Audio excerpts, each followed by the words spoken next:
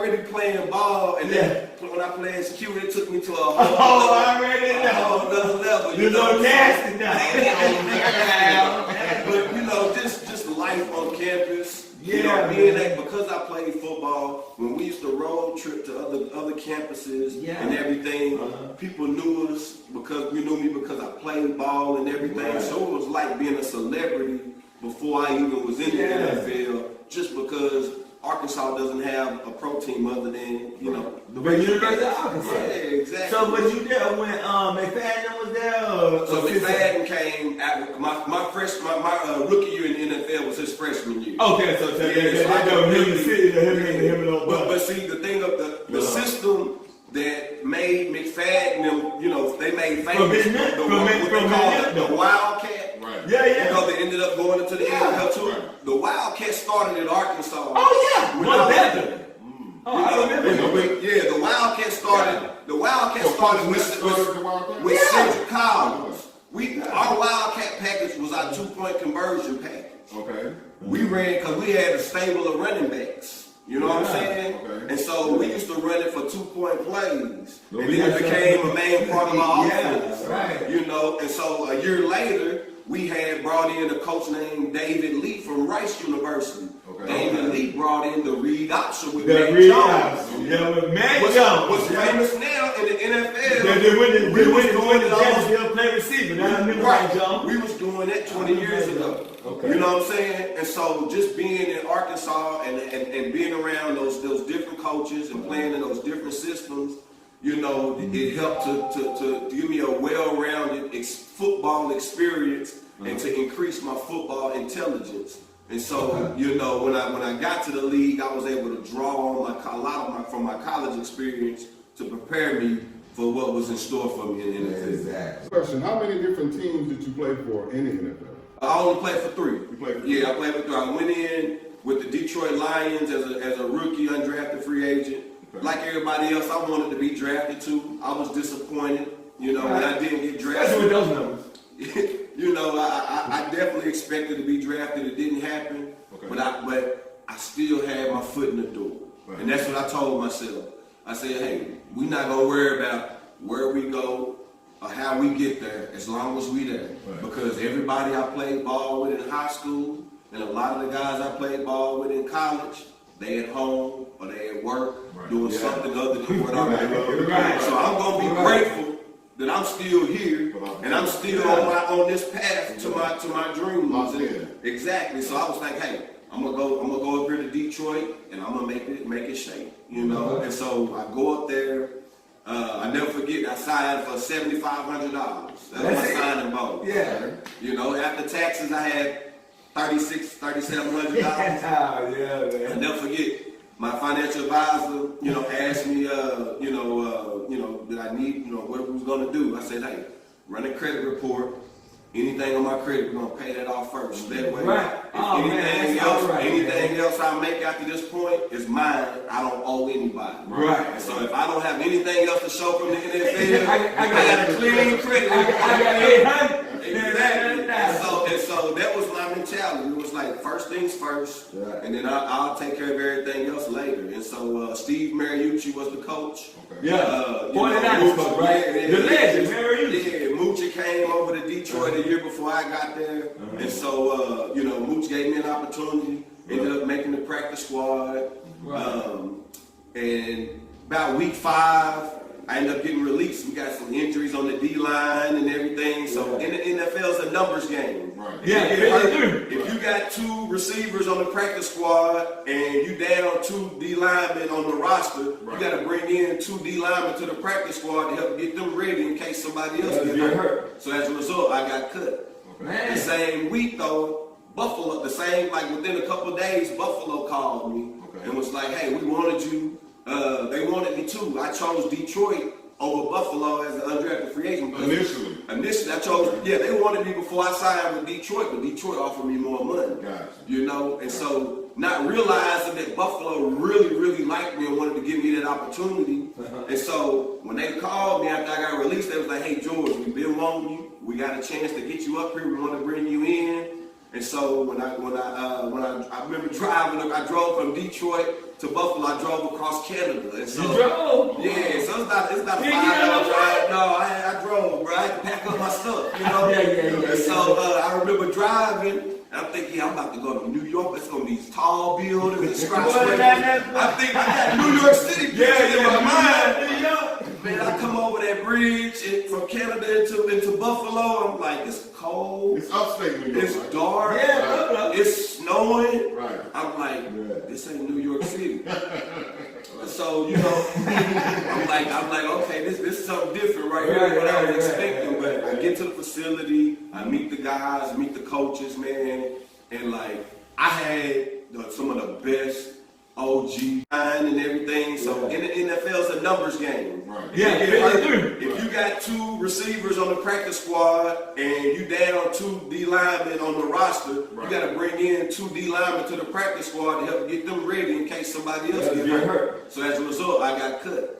Man. The same week though, Buffalo, like within a couple of days, Buffalo called me and was like, hey, we wanted you. They wanted me too. I chose Detroit over Buffalo as an undrafted free agent. Initially, I chose, they wanted me before I signed with Detroit, but Detroit offered me more money. You know, and so not realizing that Buffalo really, really liked me and wanted to give me that opportunity.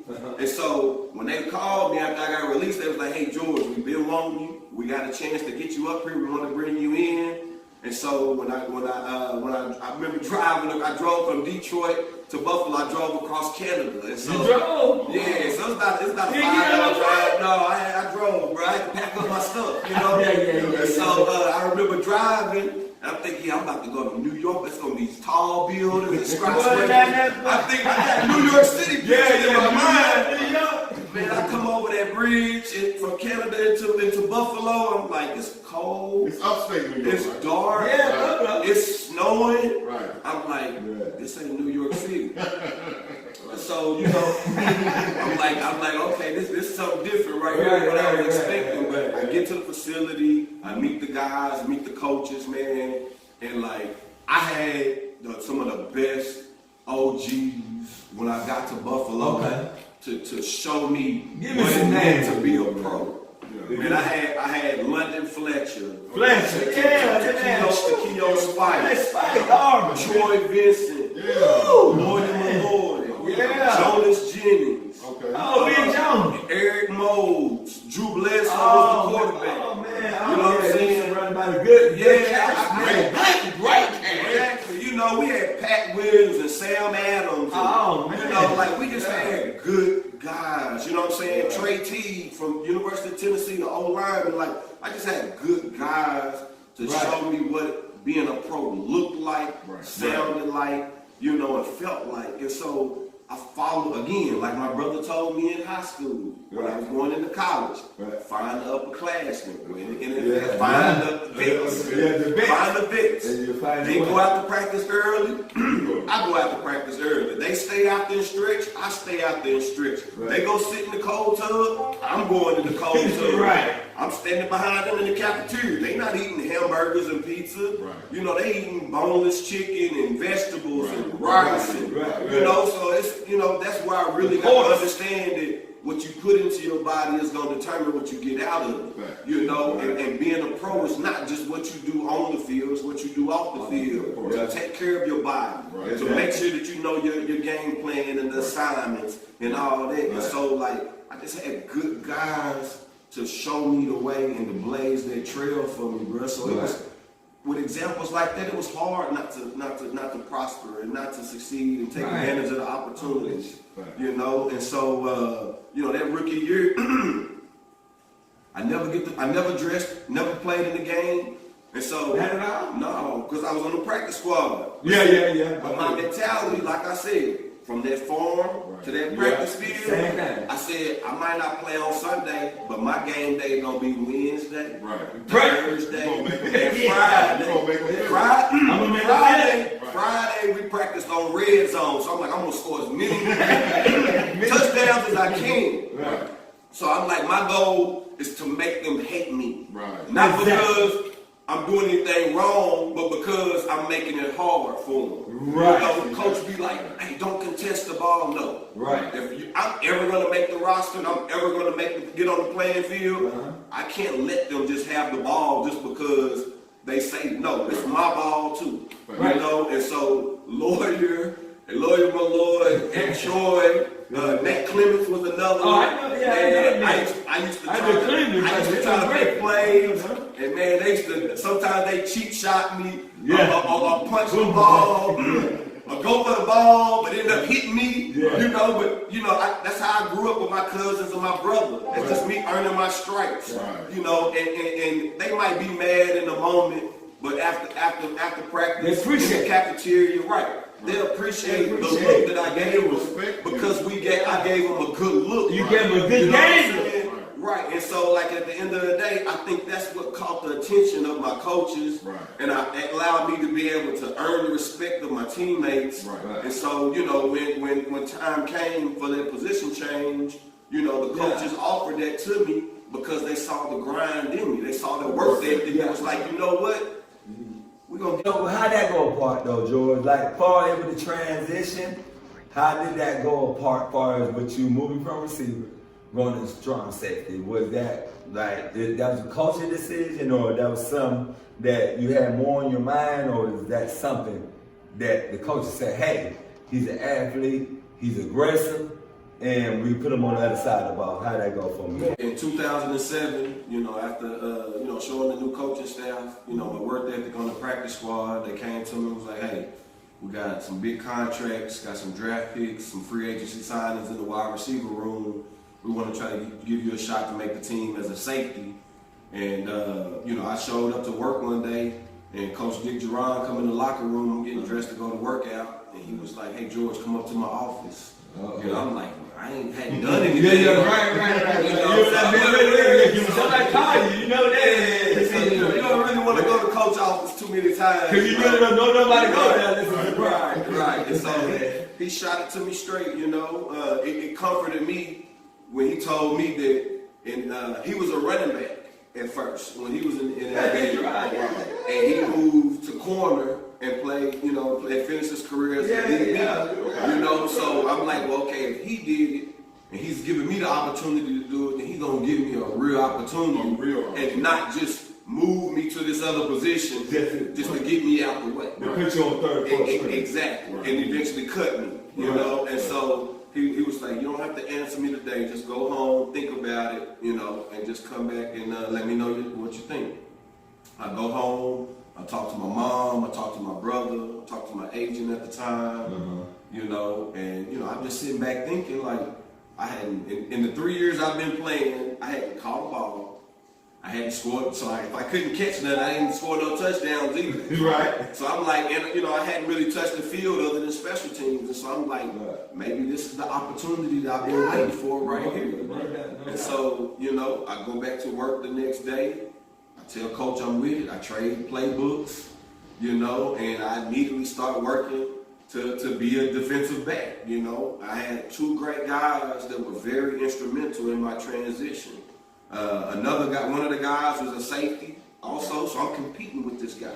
Okay. Right. And he, even though we're competing for this position, he still took the time to teach me the playbook in a way that made it simple and easy for me to retain and recall. Wow, man. You know what I'm saying? So it showed true character in him for him to do that, knowing that we both jockeying for the same position. Right. He's still trying to put you on. His name was Jim Leonard. You know what I'm saying? Jim down, he's the D coordinator at University of Wisconsin.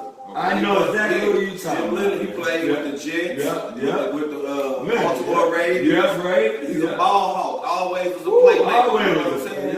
And so he helped me learn the playbook. The guy who helped me learn the technique, backpedaling and all that, Kawaki Thomas. Okay. It's on keep up, my boy. Hey, From Jacksonville. That's my boy. Walk took me under his wing. That's all right, man. Stayed with me after workouts. Hey, stayed with me after practice, after workouts.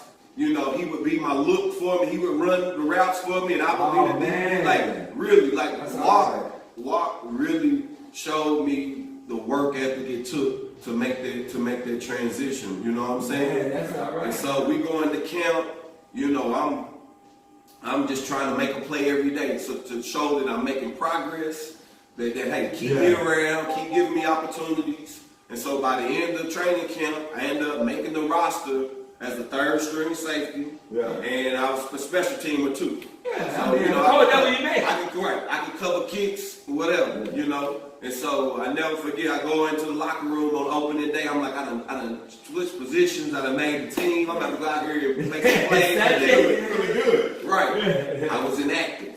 You know what I'm saying? So you got 53 guys on the roster, only 46 dressed. Yeah. You know what I'm saying? So I was in that 7 that didn't dress. And so at first I was mad because I was like, I done worked hard, I done grinded, and now I'm not dressed. Right.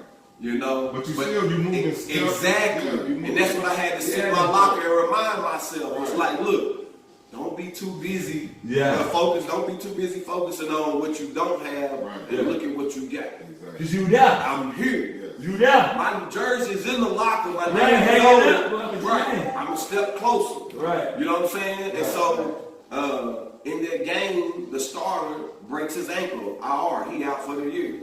I'm not even playing, and I done moved up on the depth chart. Already. You know what I'm saying? So from the second game on, I was dressed.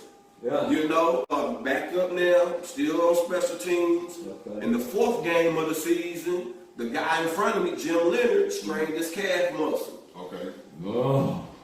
You know what I'm saying? Strained his calf muscle. Here you So go. we come week 5, Monday Night Football. Dallas was coming in town, and they like, George, we're going to give you the start. Hey, George, and this is why I'm about to stop you. And this is why I'm about to stop you, George. This is why I'm about to That's stop your you. team, wrong. No. Because this, man, was one of the greatest stories, you know, on the grind, on everything you told me here tonight, man, on the podcast. This was it's all about, man. Put you out there, man. Absolutely. Tony Romo's that quarterback. Yeah, all that. You out there strong safety.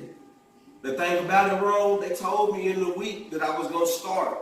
I didn't tell nobody in my family. My family was coming up because my family had Dallas Cowboy fans. Oh, man, they was coming. They was coming. But I was like, man, if I tell them, I'm going to get nervous. Because everybody going to be calling and all that. And they going to be on you about that. Right. And so I didn't tell anybody until the day of the game. So, you know, I go home, it's a Monday night game, so I got to go home that morning. Yeah. You know, I'm around my apartment just chilling, I take a nap. While I'm sleeping, bro, I have a dream. I get a pick. What? For a touchdown. Come on, Man, go ahead on, man. As soon as I wake up, I get on my knees, I pray to God, I said, Lord, if you let this dream come true tonight, I promise Celebrity of the night. I'll offer the ball up to you as a sacrifice. You're right. That's exactly what I said to him. So, you know, I get up, take a shower, get dressed, and before I walk out the house, I tell my mom, my brother, them, and some more people from my hometown, I'm like, hey, by the way, I'm starting.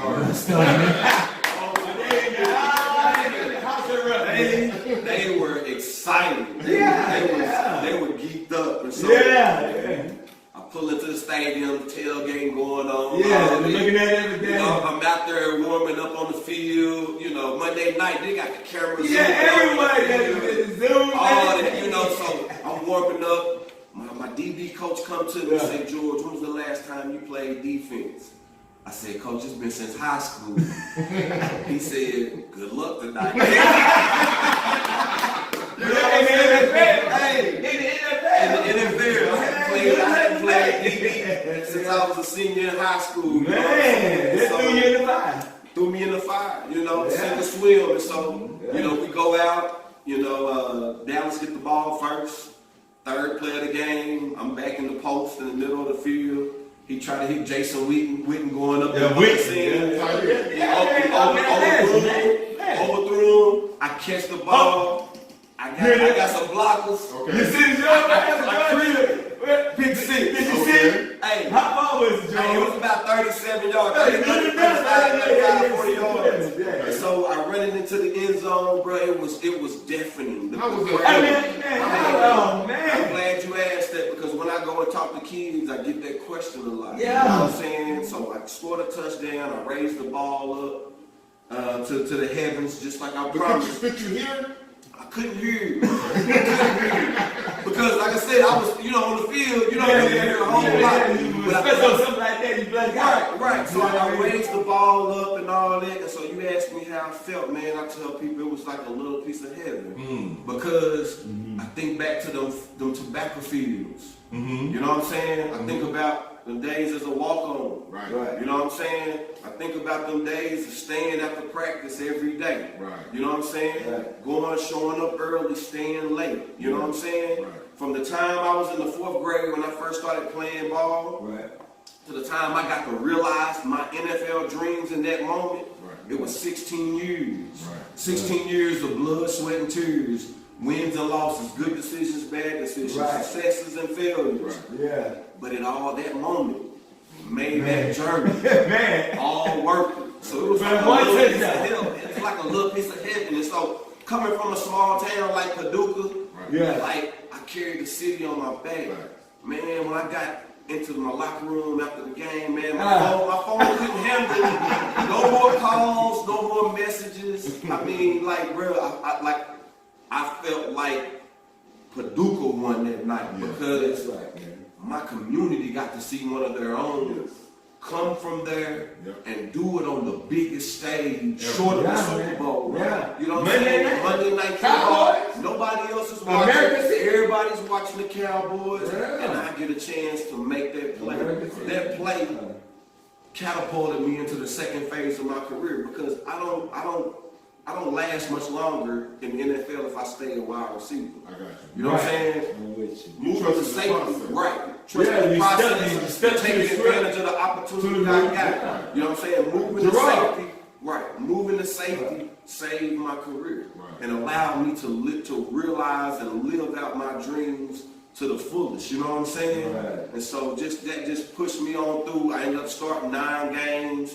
We played against the Dolphins later in the year. I got a fumble recovery, took it back to the house. I seen that too. And then like later in that game, I got hit in my ribs and broke 2 ribs that put me down for the rest of the year. Yeah. And that was like the most painful injury I ever had in all my career. How that feel? I ain't never had no bro. You can't walk on. Man, I couldn't laugh, cough, or sneeze Ooh. for 6 weeks. Okay. Man, so every time if you did Any, I couldn't look over my shoulder or anything. It was the most painful injury I ever had. You know, that's your core. Right? Yes, So it is. anything you move, Yeah. it's gonna disturb it or whatever. So, that humbled me. Because I was riding high. That's why I'm about to stop you. And this is why I'm about to stop you, Joe. That's why I'm about to stop you. No. Because this, man, was one of the greatest stories, on the ground, on everything you told me here tonight, man, on the podcast. This was what it's all about, though. They put you out there, man. Absolutely. Tony Romo's that quarterback. Yeah, all that. You out there, strong safety. Hit it off immediately. We got the Buffalo. We had traded for him. And so because Kawaki had played with him in Jacksonville. that was easy. Marcus called Kawaki to see, what's up in Buffalo, who I need to talk to when I get up there or whatever. And Walk told him, hey, just holler at George. Whatever you need, just holler at George. George can get you taken care of. And so as soon as Marcus came up there, man, we hit it off immediately. You know what I'm saying? He grind. He was a hard worker. Had been all pro and Pro Bowl and all that. They took me to Hawaii plenty time. That was my dog. And so we definitely made some plays together and played together. I think took about 3 years together before we ended up. He left to go up to New England shortly, and then a couple years after that, I ended up going to Tennessee with 2013. Man, you got star-studded, man. I see you, man. After that, I already knew you after that from Buffalo. You was my homie. And I was like, man. You know what I mean? This is what I got. I was like, man, I started seeing you on music videos, Mary J. Blige, man. And that's what I was like, there's my boy George. I was like, man, what's going on? It's a do for you. Hard work, man. Just that dream of playing football. I was able to leverage that and use that to create other opportunities, like you said, the videos. And so that put me in a whole nother stratosphere as far as popularity and people recognizing me. Yeah. Man, I was in the videos. I walked into the team meeting one day, and I'm thinking we about to talk about some football. And my coach cut on the video in front of the team, so now the guy is joking on everything. Look at him, see what I'm saying? Look at him, this is John Wesley. Look at him, boy. But we better go to practice and hit something today. I rewind it. They used to call me a video vixen and and all that, it was all in good fun. I know they wish they were still hugging on me. That's what you call that hate. They wish it was different.